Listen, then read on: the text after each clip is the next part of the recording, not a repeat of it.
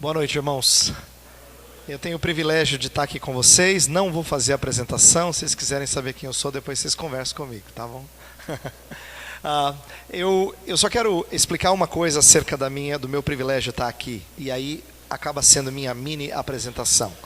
Eu recebi no ano de 2013 uma incumbência que tem a ver com o que eu estou fazendo aqui nessa noite e amanhã à noite também.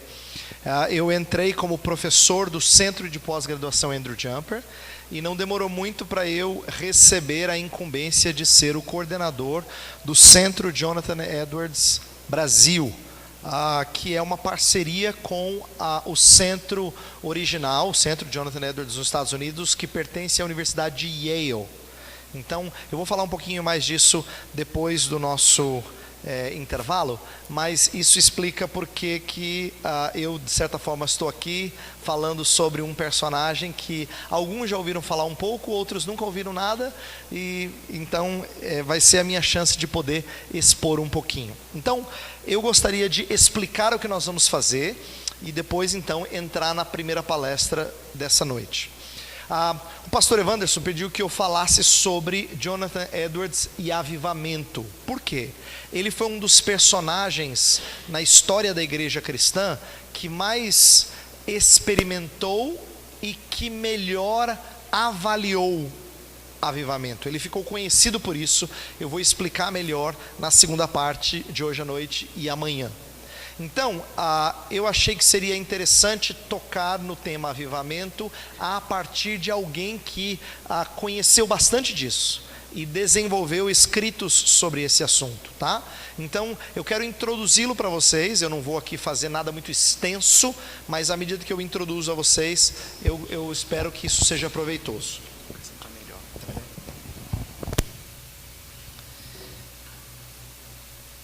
E aí, a gente, ao introduzir Jonathan Edwards como personagem histórico, eu não quero que a gente se detenha apenas na vida dele. É claro que a gente vai falar principalmente da vida dele, daquilo que ele escreveu, mas eu quero que, vez por outra, a gente tenha liberdade de dizer assim, e nós com isso, não é?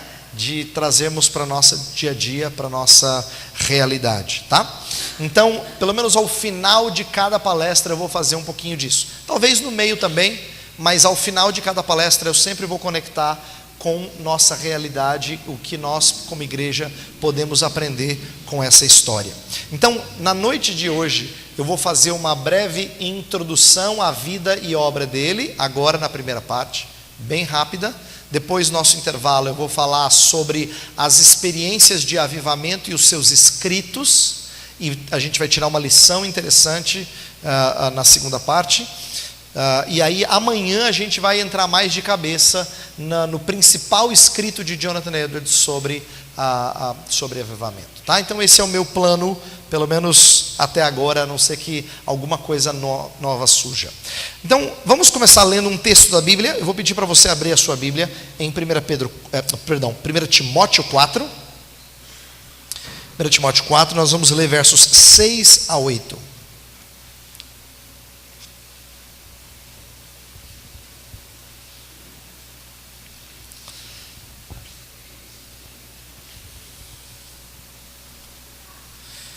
Primeiro Timóteo 4, a partir do verso 6 até o verso 8, diz assim: expondo estas coisas aos irmãos, serás bom ministro de Cristo Jesus, alimentado com as palavras da fé e da boa doutrina que tens seguido. Mas rejeita as fábulas profanas e das velhas caducas. Exercita-te pessoalmente na piedade, pois o exercício físico para pouco é proveitoso, mas a piedade para tudo é proveitosa, porque tem a promessa da vida que agora é e da que há de ser. Eu escolhi esse texto e coloquei uma parte dele no primeiro slide aqui, porque eu quero mostrar nessa primeira parte como Edwards não é alguém que vai experimentar avivamento a partir a partir de um contexto de vida desregrada.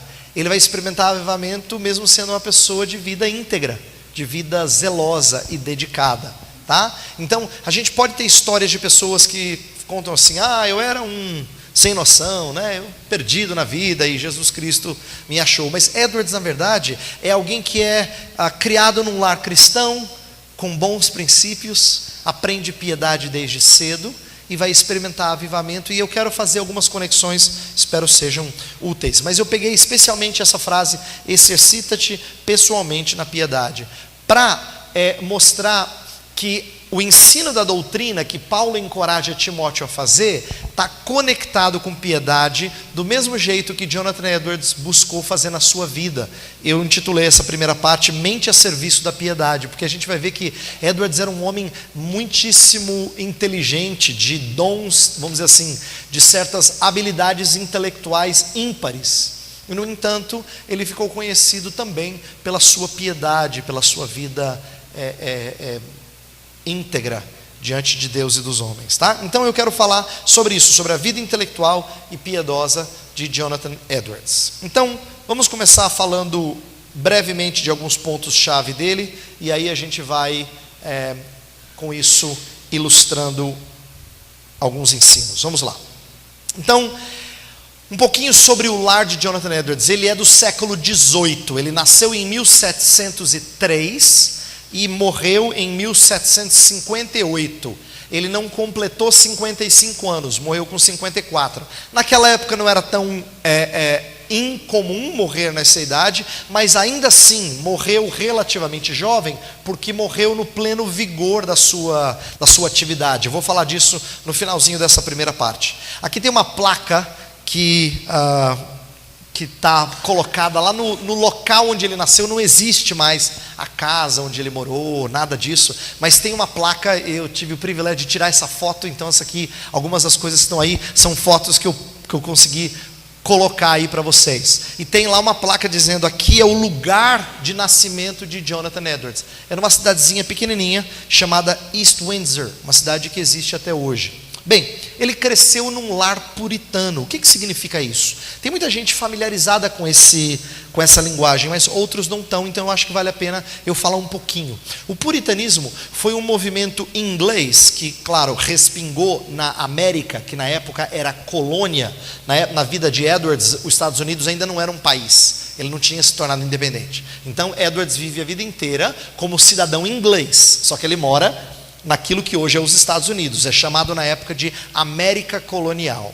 A América Colonial, ela foi colonizada por gente que, por razões diversas, inclusive perseguição e opressão da fé reformada, saiu da Inglaterra e veio tentar a vida mais sossegada na colônia. Por que mais sossegada? Porque não estava tão próximo da vigilância da coroa inglesa.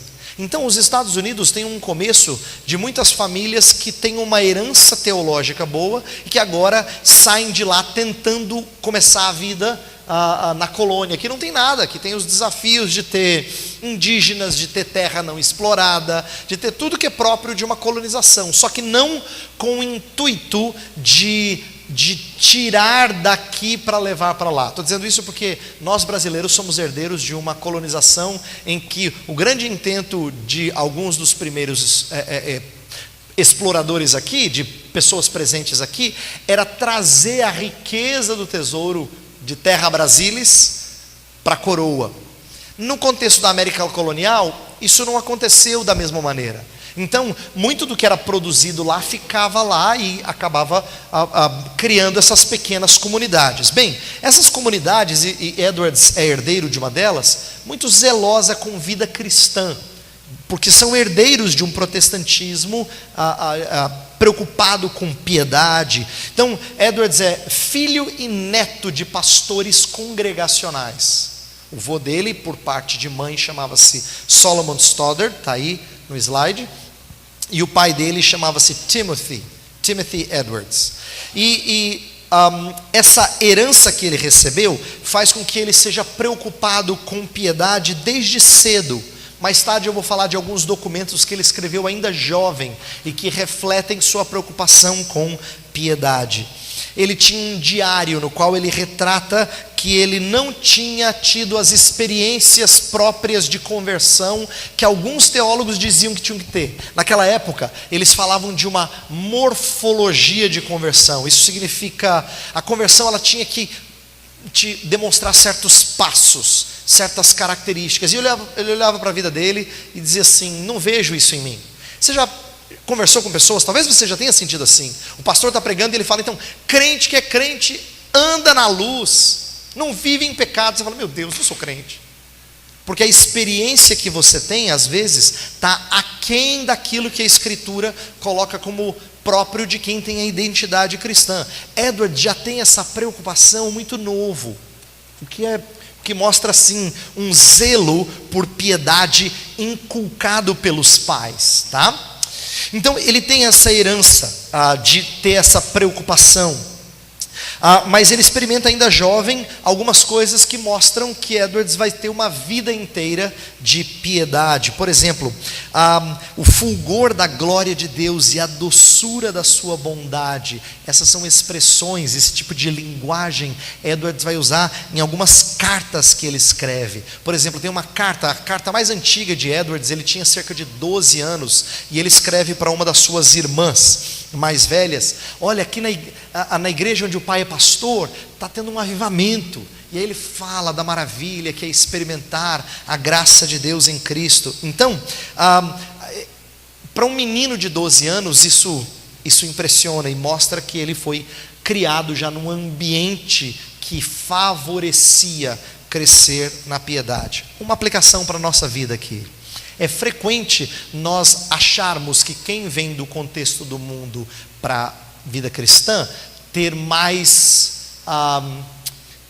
assim, valorizar mais. A gente tende a pensar que a experiência de conversão de quem veio de uma vida adulta longe de Cristo, para Cristo ela é mais marcante, então a pessoa é mais grata, valoriza mais. Quem cresce na igreja não tem a mesma experiência, a mesma gratidão. Eu acho que a vida de Edwards é um exemplo de que a gente não deveria desprezar o prazer e os benefícios de nascer num lar da aliança. Edwards é herdeiro disso, e Edwards aprende sobre as preciosidades de Cristo muito cedo.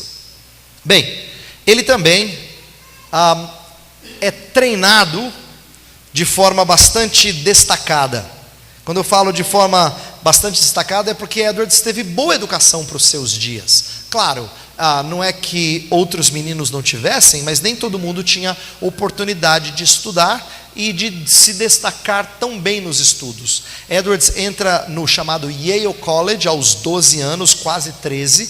Mesmo para a época, isso era jovem, embora o sistema educacional não siga o nosso, tá? Se eu falasse que um menino entrou na faculdade com 12 anos, você vai dizer: pronto, é um superdotado, né? Porque 12 anos é uma idade fora daquilo que a gente está habituado a enxergar por causa do sistema escolar. Lá funcionava de forma diferente. No entanto, 12, quase 13, também era jovem. Só que se jovem fosse destacado, mais marcante ainda é ele terminar o seu curso em primeiro da classe e depois já engatar um mestrado. Isso tudo até antes dos 20 anos, tá? Edwards nasceu em 1703, então ele terminou o mestrado com 19 anos. Faz as continhas, né? Então, ele era um homem que tinha habilidades intelectuais incomuns. Por exemplo, a gente sabe que Edwards já era um leitor de filósofos desde cedo. Um dos grandes nomes que ele aprecia, mais tarde ele vai ter discordâncias com ele, mas ele aprecia na sua juventude, é o famoso John Locke. Quem estuda um pouquinho de filosofia na sua faculdade ou no seminário, ouve falar de John Locke, né? John Locke foi bastante lido. Outro que Edwards leu bastante foi o grande cientista Isaac Newton, que desenvolveu muita coisa na área de física, né, que nós conhecemos hoje. Então Isaac Newton era um grande nome, tanto é que na época ele era chamado de Sir. Sir era um título que era dado para alguns personagens assim muito diferenciados, né? Então você falava assim: Sir Isaac Newton, O Isaac Newton tinha um status diferenciado na comunidade inglesa. E Edwards leu Newton e aplicou algumas das coisas de Newton, de Locke, de outros filósofos, inclusive à sua teologia. Mas Edwards não fez teologia desde novo. Quando ele está estudando lá, ele não está estudando um curso específico. A maneira como a gente enxerga a faculdade hoje é diferente da forma como era há não muito tempo atrás. Há cerca de 300 anos. Edwards estudava um curso que deixava alguém mais amplo no seu conhecimento.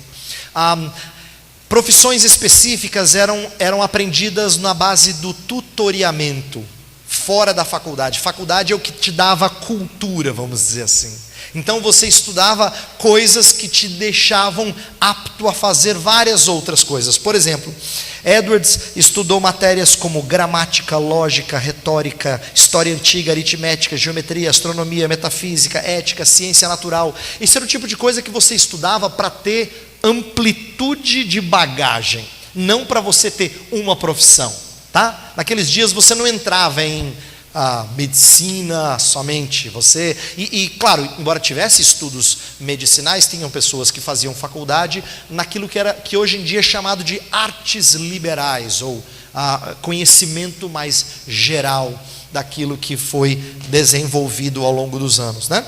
Então, Edwards é um homem destacado e que gosta muito de filosofia. Então, nessa época, ele escreveu quase que exclusivamente sobre filosofia natural e metafísica. Por filosofia natural, eu quero dizer filosofia da natureza. Assim, Edwards tem escritos, por exemplo, sobre a análise de aranhas, quando ele ainda era adolescente. E alguns dizem que a pesquisa que ele fez, empírica, de observar o dia a dia da aranha e tal, foi tão interessante que resolveram estimulá-lo a mandar para a Sociedade Científica da Inglaterra. Então, assim, ele é um moço que é diferenciado nos seus estudos. Eu estou falando desses dois polos da sua piedade e da sua intelectualidade, para a gente entender que as duas coisas não estão distantes uma da outra.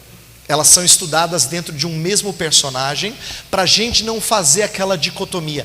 Fulano sabe muito, mas na hora de vida mesmo, falta, né? Às vezes a gente quer dizer assim, estuda muito para nada. Então, assim, são pessoas que normalmente expressam um espírito anti-intelectualista, né? Contrário ao estudo, como se piedade fosse desenvolvida assim na igreja. Inclusive, olha como a gente tem isso não só na teologia, a gente tem isso em várias áreas. Muitos de vocês já ouviram e talvez até já disseram assim, trabalho mesmo, vida profissional, a gente aprende quando sai da faculdade. A impressão que me dá é dizer assim, por que você foi para a faculdade então? Não aprendeu nada lá que prestou? Mas a gente aprendeu, é claro que você aprendeu coisa que serve, claro que sim. Só que a gente aprendeu a dicotomizar o estudo intelectual da prática. Mas não é que o estudo intelectual não tem nada a ver com a prática. É que você não aprende situações, cada uma das situações práticas. Lá você só tem princípios, sabedoria profissional. A prática é quando você vai aprender a exercitar essa sabedoria.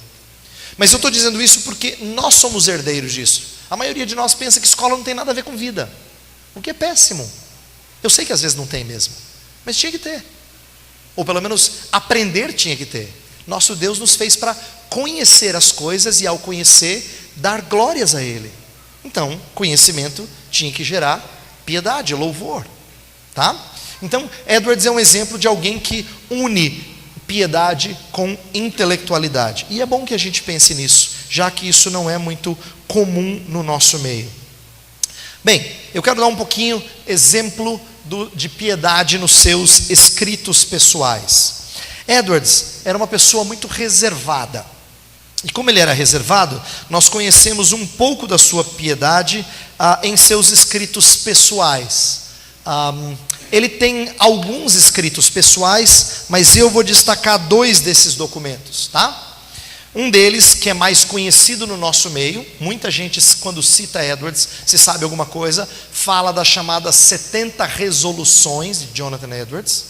E a outra, que não é tão conhecida do público brasileiro, mas é muito importante, é a sua narrativa pessoal.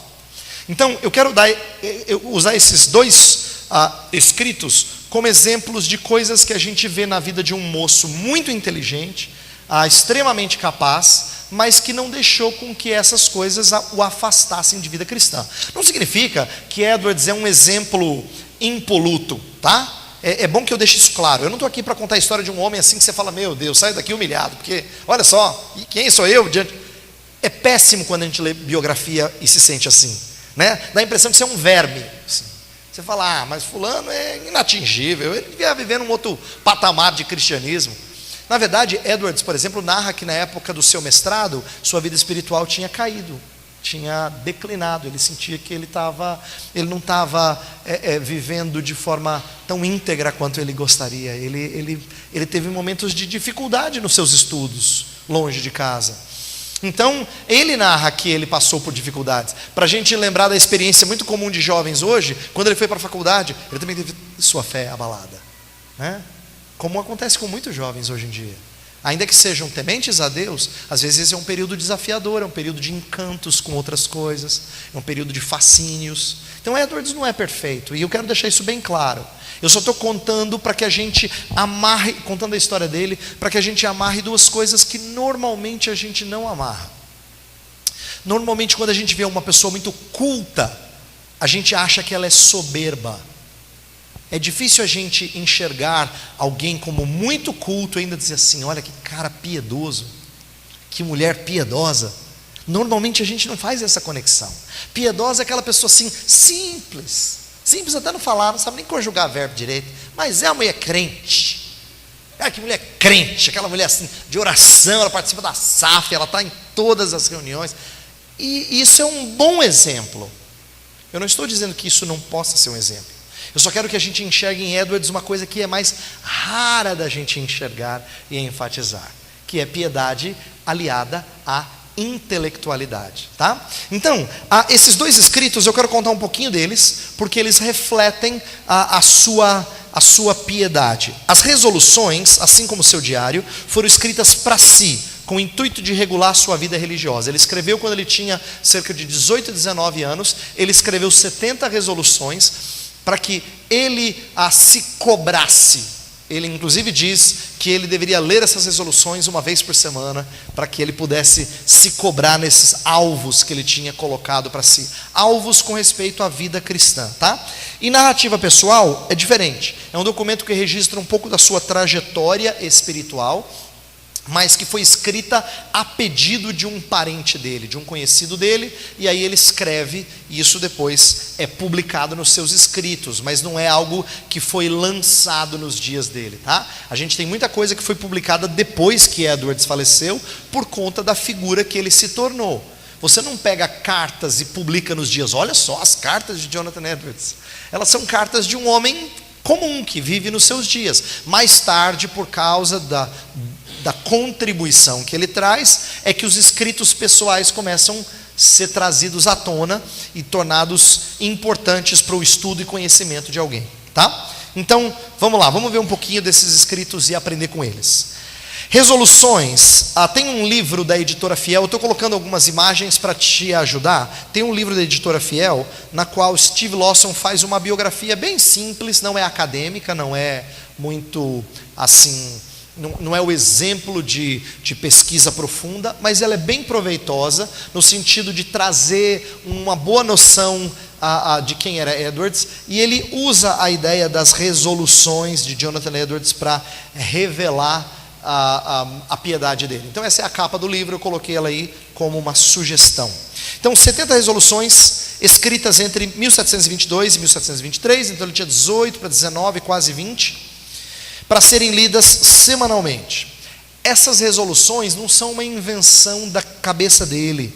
A disciplina de fazer listas de resoluções era comum no tempo de Edwards, tá? Existem registro de outros exemplos assim. Só que os outros exemplos contemporâneos tinham mais a ver com moralidade ou aceitabilidade social.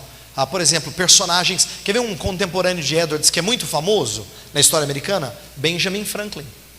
É um contemporâneo de Jonathan Edwards, tá? E aí a gente vê em outros homens também às vezes esse tipo de disciplina de escrever alguma coisa que fosse coordenar a sua vida. Mas Edwards se diferencia porque ele escreve alguma coisa de natureza puramente religiosa, bem ao estilo puritano de autodisciplina. Essa era uma das coisas que ele herdou por ser criado num lar puritano. Os puritanos faziam muito autoavaliação. Pega aquele texto de 2 Coríntios 13:5, em que Paulo fala assim: verificai se vocês estão na fé. O puritano levava isso a sério. Ele dizia assim: eu não posso simplesmente assumir, é claro que eu sou crente, óbvio que eu sou, porque um dia eu levantei a mão, eu fui à frente. Não, ele fazia avaliação para ver se a sua vida era condizente, se aquilo que ele confessava, o que ele cria, era condizente com o que a sua boca falava. Então era uma constante. E Edwards então resolve escrever resoluções. Eu coloquei aqui, ele estabelece princípios de conduta, ele fala de temperança, domínio próprio, dedicação, produtividade, etc. Interessante isso. Ele fala de coisas do tipo assim: não quero jamais perder tempo, eu quero trabalhar intensamente para que eu sirva o Senhor melhor. De produtividade, não querer desperdiçar a sua vida. É interessante que ele esteja dizendo isso com menos de 20 anos de idade. Você lembra o que o autor de Eclesiastes falou? Jovem, aproveita na sua juventude, mas lembra que você vai prestar contas ao seu Criador. Ele já está pensando, como alguém que vai prestar contas ao seu Criador, que ele não pode perder tempo. Algumas das resoluções dele são muito interessantes, porque mostram que ele cobra de si não só a prática devocional, mas o espírito correto. Eu quero ler algumas. Eu coloquei aqui como ilustração daquilo que ele resolve. Olha só. Resolução de número 28 diz assim: resolvi estudar as Escrituras de tal modo, firme, preciso, constante e frequente, que me seja tornado possível e que me aperceba em mim mesmo de que estou crescendo no conhecimento real das mesmas. 29. Resolvi nunca ter como uma oração ou petição, nem permitir que passe por oração algo que seja feito de tal maneira ou sob tais circunstâncias que me possam privar de esperar que Deus me atenda. Também não aceitarei como confissão algo que Deus não possa aceitar como tal. O que ele está querendo dizer? Deixa eu parar aqui e explicar. Ele fala de escritura, depois ele fala de oração. Ele diz assim: Senhor, eu quero estudar as escrituras, mas eu não quero só ticar, tipo assim, fiz minha devocional. Eu quero ler de tal forma que eu sempre tenha proveito. Eu não quero fazer oração em que eu diga assim: não sei nem se Deus vai ouvir do jeito que eu orei. Ele falou: também não quero fazer confissão genérica, como a gente faz às vezes no finalzinho de oração, sabe assim? Com perdão dos meus pecados, em nome de Jesus, amém. Aí você confessou os pecados, mas daquele jeito. Ele falou: não, eu não quero fazer confissão que não seja digna de ser chamada confissão. Então Edwards está preocupado em ter não só a prática devocional, mas o espírito correto. Olha só, resolução 38. Resolvi nunca mais dizer nada, nem falar sobre algo que seja ridículo, que seja lúdico ou questão de zombaria no dia do Senhor. Ele vem de uma herança que leva a sério o dia do Senhor. E por causa disso ele diz assim: Senhor, eu não quero falar de coisas que tirem o meu foco, que é deleitar-me em Ti. Ele entendeu isso, embora tivesse 18 para 19, ele entendeu isso, tá? Que o dia do Senhor era um dia para ter deleite em Deus. Então, isso mostra que Edwards foi treinado nessas coisas. Isso não vem porque ele leu um bom livro, isso vem porque ele tem berço, como a gente fala. Ele tem berço, por isso que isso vem à tona quando ele ainda é um jovem. Ele preocupa-se com o estado da sua alma. Mais uma resolução, ele fala assim: resolvi constantemente, através da mais acutilante beleza de caráter, empreender num escrutínio e exame minucioso e muito severo para constatar e olhar qual o estado real de toda a minha alma, verificando por mim mesmo se realmente mantenho um interesse genuíno e real por Cristo ou não, e que quando eu morrer não tenha nada de que me arrepender a respeito de negligências deste tipo. Então ele fala: eu resolvi averiguar como é que está a minha alma, se de fato eu tenho prazer em Cristo, se eu tenho um interesse genuíno em Cristo ou não. E não quero me arrepender no final de dizer: negligenciei o cuidado com a vida espiritual. Eu quero morrer sem esse ressentimento. Então, Essas resoluções ilustram, num dos escritos, uma piedade preocupada em disciplina. Tudo bem, uma pausa aqui. Pode ser que você entendesse isso dizendo assim: pastor, mas dá para a gente fazer isso e ser legalista. É verdade, dá mesmo. Dá para a gente colocar para nós regras que nós queremos seguir e nos tornarmos legalistas, seguidores das regras. Por isso que eu destaco que Edwards não está preocupado só em cumprir as resoluções, como se fossem regras, mas as resoluções não falam só de tarefas, falam de espírito com o qual se faz as tarefas. Uma coisa é você dizer: tenho que orar mais, resolvi que eu vou aceitar o cargo de presidente da UMP tantos anos quanto for preciso, ou sei lá, qualquer outra coisa.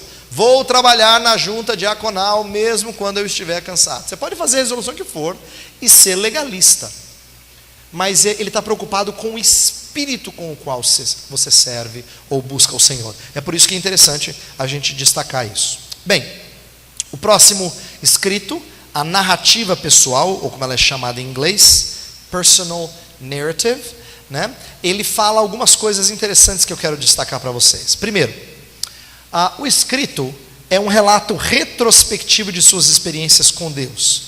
Isso também não era uma coisa que Edwards inventou. Outras pessoas faziam isso.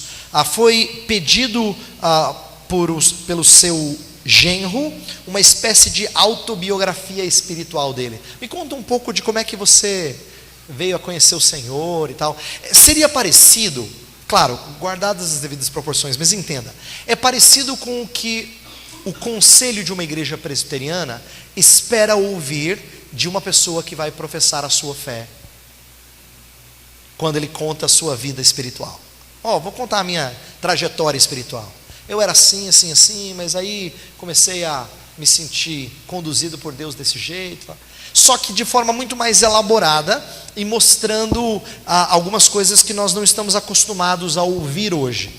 Então, ele usa uma linguagem muito interessante. O estilo, como eu falei, era próprio da época, mas ele tem algumas coisas bem peculiares, próprias de Jonathan Edwards mesmo. Por exemplo, olha as palavras que ele usa. Ele fala de afeições. Amanhã a gente vai falar mais dessa palavra. Fala novo sentido. Amanhã eu quero explicar um pouquinho mais disso. Novo sentido, ele quer dizer assim: Deus me deu percepção diferente das coisas, tá? Ele fala o que isso significa espiritualmente, você ter uma percepção diferente das coisas. Doçura, Edwards ama usar linguagem que diz respeito aos sentidos. Ele fala muito de luz, fulgor, esplendor, doçura, beleza. Ele gosta demais de usar terminologia assim, tá? Então ele fala de doçura. Ele registra várias vezes em que ele falou com Deus e chorou e abriu o seu coração diante do Senhor. Então assim, na verdade é uma narrativa da vida de jovem em diante, mostrando como é que ele progrediu espiritualmente. Percebe-se uma mudança gradual de seus próprios esforços para uma iluminação e percepção da graça. Olha que interessante. Embora Edwards tivesse berço, ele é um pecador como qualquer um de nós. Ele diz: eu por muito tempo confiei nos meus esforços. Eu queria fazer mais, ser mais crente, por mim mesmo. Agora, entenda, isso a gente não admite até que a graça abra os nossos olhos para a gente ver isso. Se eu chegasse para você, ou você chegasse para mim e falasse assim: Heber, você está fazendo isso pelos seus próprios esforços. Imagina, eu conheço a doutrina da graça. É difícil reconhecer isso até que a graça abra os nossos olhos para que a gente enxergue nosso espírito, muitas vezes legalista e desejoso de ser justificado por nossas próprias obras. Então ele fala que ele era alguém que confiava muito em seus esforços, mas ele experimentou uma percepção da graça. Interessante, porque Edwards não narra uma conversão do jeito que muitos evangélicos entendem conversão. A conversão dele não se dá naquele dia. Ele não fala assim: no dia 8 de agosto eu estava lá lendo a Bíblia, o pastor pregando e eu entreguei minha vida para Jesus. Não tem nada disso. Como um filho de cristão, aquilo que nós chamamos de conversão acontece com ele do jeito que acontece com a maioria dos filhos de crentes. É uma mudança muito mais gradual, não marcada por uma mudança, às vezes marcada por várias mudanças. Pode até ter uma data mais marcante. Depois que meu menino voltou do acampamento, aí olha, mudou. Às vezes tem, mas nem sempre tem. E não é comum ter. Para pessoas que são educadas no Evangelho, é comum as pessoas passarem a crer em Cristo sem que isso gere uma mudança tão radical na vida deles. E Edwards experimenta isso. Ele fala que tem mudança, mas não é aquele dia. Eu digo isso porque nós somos criados muitas vezes com essa teologia de, qual é o dia da sua conversão? E você fala, cara, eu não me lembro, não sei se eu tive um dia. Então não sei se foi convertido, hein? Parece assim que se não teve aquela experiência daquele jeito, não teve, não é? Mas essa é uma teologia errada, e que às vezes a gente traz para dentro das nossas igrejas, esperando que nós tenhamos lembranças desse tipo, tá? Então, Edwards não narra dia, ele narra o que foi acontecendo em diferentes momentos. Ele falou assim, Deus foi me dando uma percepção cada vez mais grandiosa da graça de Deus, como se ele estivesse me iluminando cada vez mais. Então foi gradativo. Um teólogo que eu li há anos atrás, ele diz assim, tem conversões que são radicais, assim, né? 180 graus. Tem conversões que são mais parecidas com uma grande volta, assim. Aí você vem. Acontece sim. Ela é menos brusca, né? Mas acontece. Então, isso apenas ilustra uma maneira diferente de entender a conversão. Bem, a natureza ocupava um papel importante como um lugar de inspiração divina. Edwards fala que muitas vezes ele foi para lugares da natureza e lá que ele contemplou as excelências de Cristo. Outra palavra que Edwards gostava de usar, excelências, né? As excelências de Cristo. Então, isso mostra que ele teve experiências de crescimento espiritual ao longo da sua vida. Bem, não só ele teve piedade, mas ele casou-se com uma mulher piedosa. O primeiro registro de Edwards sobre essa mulher chamada Sarah Pierpont, que depois vem a ser Sarah Edwards, com quem ele se casa, ele diz assim, eu ouvi falar de uma menina de 13 anos, ele na época devia ter seus 18, 19, ele falava assim, ouvi falar de uma menina de 13 anos em quem o Espírito trabalha de forma singular, ela tem prazer nas coisas de Deus. Aí ele narra as qualidades espirituais dela, ele vai conhecê-la mais tarde, e vai se casar com ela, mas a primeira vez que a gente tem um escrito dele mencionando a Sara, é porque ele fica espantado de que ela já demonstra piedade desde cedo. Então, essa é uma coisa interessante de Edwards, que revela a preocupação dele de ter um casamento diferenciado. Tiveram 11 filhos, e Edwards era um homem que procurava gastar tempo com eles. Não é que ele era o pai que levava no parquinho todos os dias, não. Edwards era um homem de trabalho duro e às vezes ausente de coisas do lar que acabavam sobrecarregando a sua esposa. Por exemplo, há informações de que às vezes ele gastava um dia inteiro, até 13 horas dentro do seu gabinete, em estudo, em escrito, em produção. Então era um homem dedicado a isso. Mas a gente também sabe que ele gastava pelo menos 1 hora por dia com os seus filhos e doutrinando-os, ensinando a vida cristã a eles, usando inclusive o breve catecismo de Westminster. Edwards gostava muito dos documentos de Westminster para treinar pessoas, inclusive seus filhos. Ela era mais extrovertida e sociável do que ele. Ele era o cara mais tímido, mais melancólico. Ela era a hospedeira. Inclusive, quem ficava hospedado na casa dos Edwards amava a Sarah. A Sarah era 10. O Edwards era meio carrancudo assim, né? O Jonathan era meio carrancudo, mas a Sarah era um doce. Mulher assim receptiva, hospitaleira. Inclusive há vários registros de pessoas que falam da sua amabilidade. Ela recebeu a melhor educação da sua época, o que não é uma coisa muito comum, principalmente para mulheres que às vezes não tinham o tempo de estudar por causa do casamento, cuidado de filhos, mas ela teve boa educação. Então Edwards tinha uma companheira que era mulher competente, capaz, culta, para os seus dias. Uma das coisas mais bonitas está escrito no finalzinho da vida de Edwards, quando ele fala numa carta para a filha dele, que ele e Sarah, ele e a mãe, tinham uma união em comum. Ele fala assim, o nosso casamento não é uma coisa muito comum, filha, mas nossa união é incomum. Deus deu a graça de sermos unidos de uma forma diferenciada. Inclusive, amanhã eu vou explicar um pouquinho melhor sobre uma experiência que Sarah Edwards teve, que Jonathan vai citar como um exemplo de piedade. Amanhã eu falo disso. Há 2 homens conhecidos na época que testificaram do casamento deles e do bom lar que a família Edwards tinha. Era Samuel Hopkins, que foi um dos discípulos de Edwards e escreveu a primeira biografia sobre ele, escrita por Samuel Hopkins. E o famoso George Whitefield. George Whitefield, que é bem conhecido, um pregador assim, de excelente oratória, um homem que sabia pregar como poucos. Ele era mais jovem que Edwards e era solteiro e fica hospedado na casa da família. E ele é tão impactado quando ele é hospedado que ele fala assim: tenho pedido a Deus para me dar uma esposa como a Sarah. Porque ele fica impressionado com a condução do lar. Tudo isso para dizer que piedade fazia parte não só da sua vida individual, mas da vida familiar também. Essa não é uma coisa fácil. Existem vários exemplos na história da igreja de homens que foram piedosos, mas não tiveram um bom relacionamento familiar.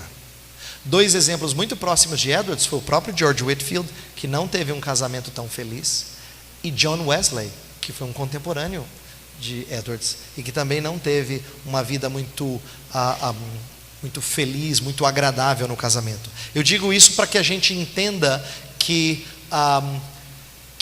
nem sempre esses homens experimentaram o deleite de um casamento no Senhor e prazeroso, mas Edwards teve. E no meu entendimento, isso é uma evidência de piedade. Lembra quando Paulo vai falar para os de Éfeso, para eles serem cheios do Espírito? Depois que ele fala, não vos embriagueis com vinho, no qual há dissolução, mas enchei-vos do Espírito, a sequência do texto vai falar sobre vida familiar. Marido e mulher, pais e filhos, servos com seus senhores. É vida familiar, e vida familiar precisa refletir plenitude do Espírito. Na verdade, é a maneira de você mostrar que você é cheio do Espírito. Bem, um pouquinho sobre o pastorado. Aqui algumas outras fotos. À esquerda tem a igreja, que não é a igreja original mais. Tem algumas pedras, eu coloquei ali em cima foto de uma pedra que diz aqui, essa pedra é do edifício original daquela época, tal, né? Essa cidade de Northampton ainda existe, e lá foi que Edwards gastou a maior parte da sua vida ministerial. Na verdade, 21 anos foi o seu grande ministério, né? Ele serviu em outros lugares pouquinho, mas lá foi onde ele serviu mais. Mas, embora tivesse um começo muito interessante de pastoreio, a gente vai ver na segunda parte que ele teve experiências de avivamento no começo na sua igreja. O final é um final trágico. Olha só, um pouquinho sobre a história dele. A partir das experiências de avivamento, depois das experiências de avivamento que ele teve, que eu vou contar na segunda parte, Edwards começa a ter uma série de embates com a sua igreja que acabam culminando na sua saída do ministério lá na igreja. Então, começa com um caso do livro infame. Essa é a tradução que eu dei para aquilo que em inglês é chamado de Bad Book Case. O caso do livro infame, que era jovens, homens, né? Jovens que estavam se deleitando em livros de parteira que tinham algumas coisas sobre intimidades da mulher. E isso fica tão negativo. Então, entenda, naquela época não tinha lugar para comprar revista imprópria, tá? Não era pornografia do jeito que a gente está habituado, mas aquilo foi um testemunho de adentrar numa área que era impura. E Edwards começa a ter embates com as famílias desses jovens, e até age de uma forma possivelmente imprudente ao expor eles publicamente, de uma forma que começou a gerar inimizades dentro da igreja. Além disso, Além dessa situação, Edwards começa a experimentar membresia estagnada. Durante um bom tempo, a igreja não teve crescimento, não teve pública profissão de fé. Além disso, ele quebra com um aspecto que era antigo. O avô dele, que tinha sido pastor dessa igreja que ele assumiu, aderiu ao chamado meio pacto. Meio pacto era uma proposta que se tornou comum em alguns lugares da América colonial, em que as pessoas podiam ser membros da igreja, ainda mesmo que não professassem a fé. Lembra, parece estranho para você isso, mas esse é um tempo em que ser parte da igreja é quase como ser parte da comunidade. Uma coisa não se distingue muito da outra. Separação entre igreja e Estado não eram muito comuns na época, não se tinha esse conceito, tá? Todo mundo que pertencia a alguma região pertencia a alguma igreja. Então, por conta disso, alguns pastores da região da América colonial, eles decidiram que deveríamos ter um jeito de tornar essas pessoas parte da comunidade. E elas podem, inclusive, participar da ceia. O avô dele achava que podia participar da ceia. Alguns não chegavam a esse ponto, mas o avô dele instituiu que, mesmo essas pessoas que não professaram a fé, deviam participar da ceia, porque para ele a ceia era um instrumento de conversão. Aí você vai dizer, nossa, que ridículo. Lembra, quem estuda teologia sabe que a ceia é chamada de meio de graça. O avô de Edwards aplicava isso dizendo, e por que não graça regeneradora?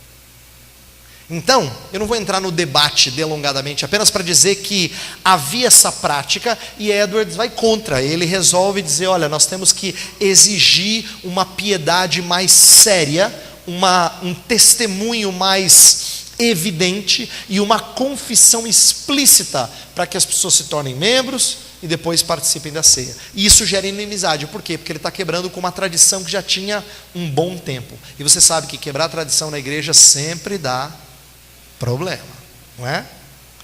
Bem, quando ele foi demitido, fizeram uma assembleia e só cerca de 10% da igreja voltou para ele ficar.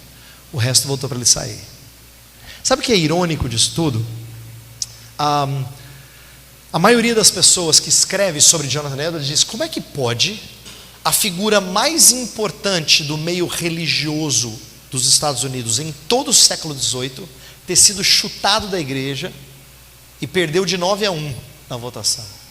Se 90% votou contra ele, ele perdeu de 9-1. Foi pior que o Brasil com a Alemanha, tá? Foi pior, o negócio foi feio, né? Parece irônico, não é? E de fato, para muitos estudiosos tem sido irônico. Talvez para a gente entender que, e aqui vai uma especulação minha, não tem nada disso nos livros. Talvez essas coisas apareçam para a gente entender que esses homens não são perfeitos. Eles têm embates, eles têm dificuldades. Muito do que Edwards fez nessa época, quando ele sofre a oposição da igreja, é correto, é santo, e tem coisa ímpia na igreja onde ele está. Mas também tem impropriedades do próprio Edwards e às vezes imprudência dele no agir com certas situações. Isso só revela que esse é um homem falível como nós, não é um exemplo de pessoa inatingível, inimitável, né? Mas outra evidência da sua piedade, eu já estou terminando. Mesmo depois de demitido, ele fica na casa pastoral e prega na igreja por mais de 1 ano. Já pensou você pregar na igreja domingo após domingo, sabendo que você está na rua, oficialmente falando, não é? Bem, finalzinho da vida dele, para a gente terminar. Os últimos anos, de 51 a 58, ele foi, primeira coisa, missionário entre os índios na fronteira de Massachusetts, na cidade de Stockbridge. Na época era um vilarejo com algumas famílias inglesas e várias famílias indígenas, e ele vai para lá, o que impressiona, porque ele é um homem culto, ele é um homem que poderia ter, ele tem convite para ir pastorear na Escócia, ele tem convites para pastorear ali e resolve ir para o campo missionário.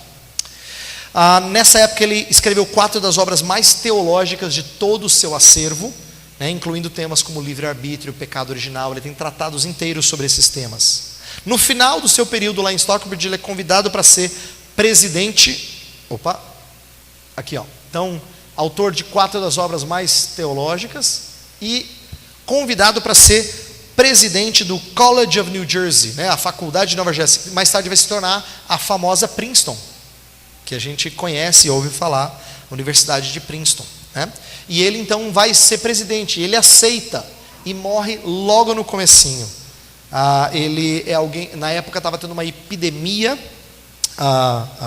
de sarampo, e ele resolve se submeter a um teste de tratamento para ficar ileso disso. E nesse teste de tratamento ele acaba vindo a falecer.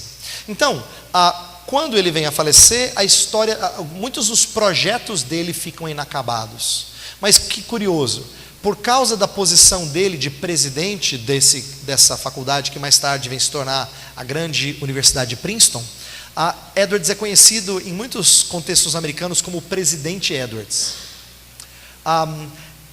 Há pessoas que estudam a vida dele e dizem que ele teve vários herdeiros famosos. Por exemplo, o seu neto foi o 3º vice-presidente dos Estados Unidos. Tiveram vários senadores, presidentes de faculdade, vários herdeiros da família Edwards que são famosos. Mas talvez o que é mais destacado, que é que eu preciso terminar dizendo aqui, é o fato dele conseguir juntar aquelas duas coisas que eu falei que não são comuns e que vão ser as duas necessárias para o nosso assunto do resto de hoje e amanhã, que é avivamento. Por quê?